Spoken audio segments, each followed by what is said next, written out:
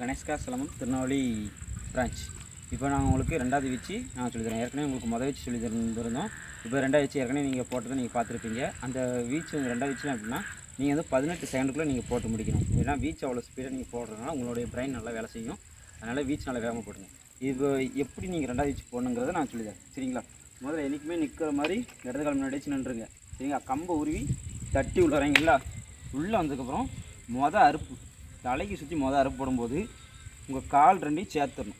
அதுக்கப்புறம் ரெண்டாவது அறுப்பு போடும்போது உங்கள் இடது காலை பின்னாடி இறக்கி வச்சிடணும். இதோட நீங்கள் கம்பு வந்து வச்சிடணும், சரிங்களா? நல்லா பார்த்துக்காங்க. அறுப்புக்கு வலது காலை சேர்க்கணும், ரெண்டாவது அறுப்புக்கு உங்கள் இடது காலை பின்னாடி இறக்கணும். இறக்கி கால் போக கம்பு வைக்கணும். அதுக்கப்புறம் எடுத்து ஒரு வெட்டு எடுத்து இந்த கம்பை எடுத்து நீங்கள் வலது பக்கம் ஒரு வெட்டு போடணும். அதுக்கப்புறம் ஒரு உடான், அப்புறம் வலது கைகளை போட்டு இடது கைகளை போட்டு முடிச்சிடணும். இதுதான் ரெண்டாவது வீச்சோட முதல் தசை.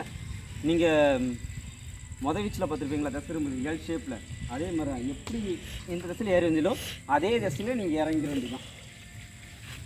அப்படியே நீங்கள் இறங்கிட்டு இதில் அதுக்கடுத்து மூணாவது தசை எப்படின்னா உங்கள் முதுகு முன்னாடி அதே மாதிரி தான் நீங்கள் திரும்பணும், வேறு எதுவுமே கிடையாது. அதே மாதிரி நீங்கள் போட்டுட்டு நாலாவது தசை அப்படியே நீங்கள் எந்த இடத்துல ஆரம்பிச்சிங்களோ அதே இடத்துல நீங்கள் போட்டு முடிச்சிட வேண்டியதான்.